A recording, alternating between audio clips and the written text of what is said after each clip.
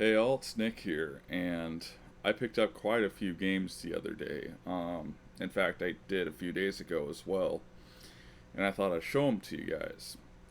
Now, yesterday I went to the Space Needle with my father. Um, he went there probably about 5, 10 years after the place was built. My first, people probably think since I live in Seattle, I've probably been up at the Space Needle like several times when in fact this was my first or my second time. Second time. First time I went was in 2008. I was with a friend. His father wanted to take us the week prior, but they had a. I remember staying the night at my friend's house, and a like a power wire tripped, or circuit broke or whatever. So we had to do it the week after, and it was pretty cool. So the second time I was up, I mean, that was before they reconstructed the Space Needle. So I don't really remember too much about my experience up there, but I was just up there, and I did like a video or two, like for like 30 seconds, because my video or my phone doesn't have a lot of space on it, so I had to keep it short. But I took a ton of pictures, which it's on my Facebook. So here's how it works. I didn't know this too much. I heard about it, but so there's two layers, so to speak, up at the Space Needle at the top, and it was $70 for me and my dad to go up there just in case he come to Seattle. And I think the prices vary though depending on the day though. So we went Monday, of course. So uh, trying to think here. So, but anyways, there's like the observation deck, and then there's a lower floor where the room spins. The floor actually moves and spins, and you can actually see out of the glass. Because they reconstructed it so the floor is made of glass. Scary, right? In fact, it was so terrifying that even my dad wouldn't go down there. I did. I took a few pictures, but I was scared shitless because I keep thinking, oh god, it's like Final Destination. The thing's gonna like crack or whatever.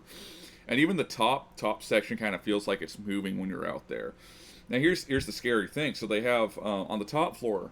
I mean, let me talk about that first. So top floor, they have like what do you call they have the glass. It's kind of facing outwards.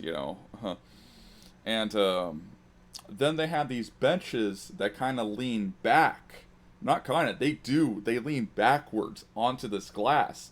So it's almost when you're sitting on it, it almost feels like you're falling. I couldn't even sit. I couldn't even walk to the edge there because I was that scared. I was so scared, like that something was gonna happen. I was gonna fall or whatever. And, I'm afraid of heights. I'm not afraid to say it. I'm acrophobic. I mean, my father is too. So I mean, maybe it's a family thing, but it was genuinely scary. I mean, we going up the elevator. You're not supposed to talk on the elevator, by the way. I'm not kidding. It actually, I took a picture of the sign that says you're not supposed to talk. Um, but it was so scary going up there, and I remember that from my first time. That was one thing I remember, was going up the elevator, and I was like kind of whimpering because, unlike most elevators, where like you're in like that, like you're in some kind of like tube thing, and you go up, but I mean like there's like a enclosure around the elevator, right? The elevator that they have at the Space Needle is suspended. I mean, if you look it up, there's nothing underneath it when it's going up, or there's no like it's not inside of any kind of system or anything. It's attached to something, and it's just I guess you'd call it an exterior elevator. Thank you, James Bond 007 for ever teaching me that term. But it was really scary going up. I mean, it's just oh god. So it makes me glad that when I was in Vegas, I didn't go up to the stratosphere. And I don't did I talk about my time in Vegas? I think I did. But oh god, it was scary though. And but I went down to the glass room. I took a few pictures, and you could see the mechanism. I think that's what I was trying to get to earlier. You could see the mechanisms on the, because you could see through the glass. You could see the mechanisms moving the thing. So you might ask, well, how fast is it? Does it go like really fast, or is it really slow, or how is it? Well, apparently, my dad asked the guy when we were done. I guess they can change the speed, but it was pretty slow. I mean, I think it's like half an hour for a full rotation or something that slow. So, um, there was a restaurant up there. We didn't eat there because we thought it'd be too expensive. And yeah, what is I did get a little souvenir though. They sell these coins. Like I bought one up there. There were a few. You can get one for like $5, but got this like brass coin. I assume it's brass. I don't think this is real gold here, but and my camera's supposed to be able to focus. There we go. Yeah. There you go. Looks cool. I like this camera autofocuses. That's pretty cool. So I kept that. That'll be nice. Me and my dad got a couple pictures together. It's kind of like a required thing, I think, when you go up there. I think, but it was probably 30 minutes, by the way, for us to get up there, to get to the elevator, to get up there. So it was a bit of a wait. Well, we got down there at 4, and they didn't open till, or we couldn't go up there until 6:30. So actually, we got down there like 4:30. So we had lunch and so to pass the time. The Seattle Center was open, but just barely. Like nothing in there was really open. So I don't know. It's kind of weird though. And you still have to wear a mask, which is weird because I could have swore they lifted the mandate on that, but whatever. I'm vaccinated, so I don't care. But I think it's stupid if you're. But I'm very Ben Shapiro on that. But anyway, so it was a good time, even though I was a bit scared. I got a lot of great photos, and I don't know, just had a great time. But I don't know if you guys want to hear about that. You want to hear about the games. Well, one of the games I bought was digital, and I actually haven't got the chance to play it yet.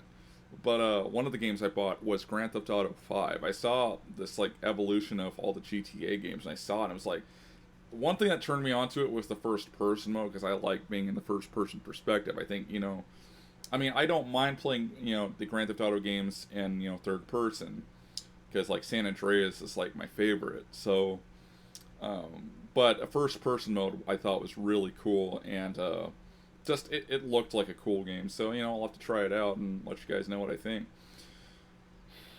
So, other than that, yeah, Space Needle was pretty cool, but a little scary. And I think people want to see the games that I bought. I bought a ton of them. I spent like over $100 worth of these games. So just kind of go in no particular order, see how it goes. Well, now this is one that I actually bought. Oh, jeez, almost spilled everything. But this is one that I bought. I've still been meaning to play it, but 7-Up Spot. I was looking for this in Vegas, but they didn't have any complete copies, so this one finally, was at the local game store. $20 ain't bad, I guess. I think, but from what I've heard, this is actually a decent action game. As long as it's decent, I'll play it. So, but of course, a lot of the games that I bought were Famicom. So, first one we got here, well, again, no particular order, is Conflict, which, yes, is the same thing as the NES game. And it's kind of weird because the back box is upside down. You have to, like, turn it around, which is kind of weird. I just noticed that. And this is actually a game that I do own, but somehow a couple of my NES games fell off from where I was storing them, and I accidentally ran the chair over them, so I accidentally crushed the box, and I was really pissed off about that. So now I'll keep these in a more secure area so that doesn't happen. But yeah, it's one of those like not RTS, but it's like a strategy game. It's kind of like Battleship in a way, one of those games. But from what I've seen though, it's a decent game. Not like spectacular, not like you have to have it, but it's okay. And I own the NES game as well, card only. But yeah, then they had the three games in the series, so I bought Mazase Pachio-kun. Then I got Pachio-kun 2 and Pachio-kun 3. This is a series in Japan about like pachinko games where you play as an anthropomorphic pachinko ball. So wrap your head around that one. Interesting concept, I must say, and surprisingly, there were a ton of them on almost every console at the time. But never released in the U.S., of course, because I think it was just too weird. So then we got Paris-Dakar Rally Special. So this one, I thought it was just a straight up racing game, which it kind of is, but it has different styles, different gameplay styles, and I thought that was pretty cool. So I haven't really played this one, but I plan on checking it out for sure. Uh, Next one, this one might be a little more familiar. I think this one's been translated into English, I'm not sure, but another Vic Takai game, Aigina no Yogin, or Aigina's Prophecy, which was actually translated for the Commodore 64, but haven't really seen that version much, but there's that. And then I got Cosmogenesis, which is the I just realized the box is kind of crappy here, but that's all right.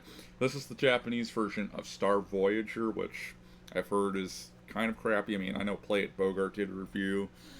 And then we got this one that I don't think many people know, which is my specialty, obscure/unknown games. This is Mina no Tabo no Nakayoshi Daisakusen. So this game, so Mina no Tabo is a. I just realized I put a sticker on the cover. This thing right here is a sticker. Um, and oh yeah, so is the bird right here. It's like bird near the price tag. That's also, weird.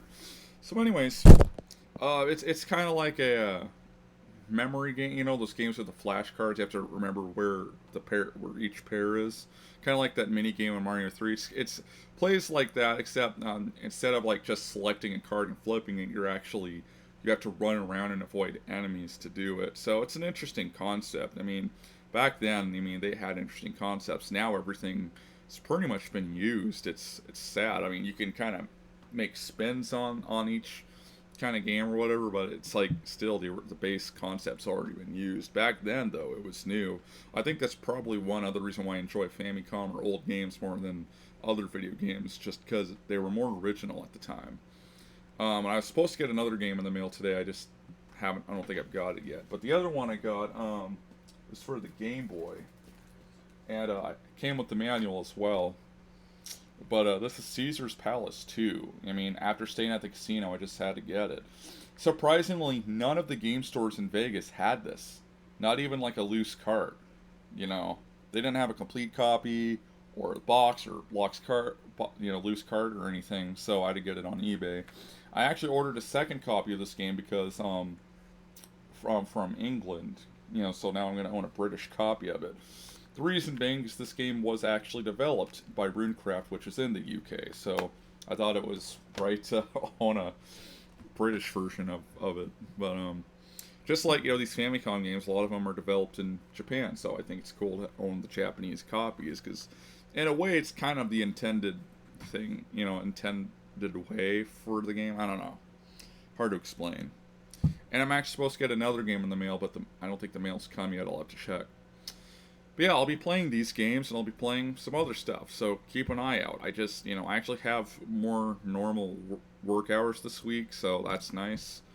I think that's about it. I mean, it's been great, you know. I'm just kind of tired, but I'll be okay. So with that said, I'll see you guys later. God bless. Peace out. Have a good one.